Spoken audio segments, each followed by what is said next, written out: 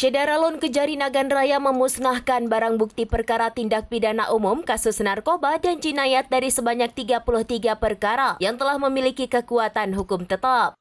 Pemusnahan barang bukti dipimpin Kajari Jaka BW Bisana SESH dan dihadiri PJ Bupati Dr. Iskandar AP, Wakapolres, pejabat Kodim, Ketua PN, Ketua MS, dan sejumlah kepala dinas dan kasih Kejari setempat.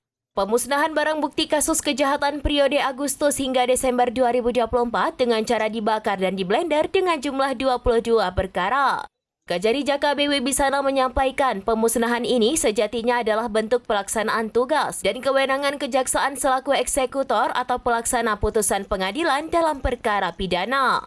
PJ Bupati Iskandar memberikan apresiasi penegakan hukum di Nagan Raya dan memberantas praktik narkoba dan mengajak masyarakat hindari narkoba termasuk pengawasan ketat dari orang tua. Di periode Agustus sampai dengan September 2024 ada beberapa barang bukti di 30-an perkara yang kita musnahkan, di antaranya 9 kilo sekian ganja, 4, sekian gram sabu, ada HP, ada beberapa barang-barang lain yang telah diputus oleh Pengadilan Negeri Sukamakmur maupun Mahkamah Syariah Sukamakmur dan telah berkekuatan hukum tetap.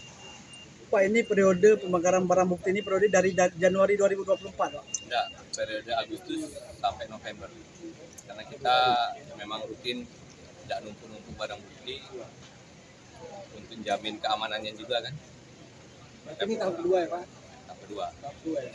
Tahap pertama bulan apa waktu itu ya, kita pernah sama-sama juga. Pak, bisa ini Pak, dijelasin ya terkait urian atau itu ya.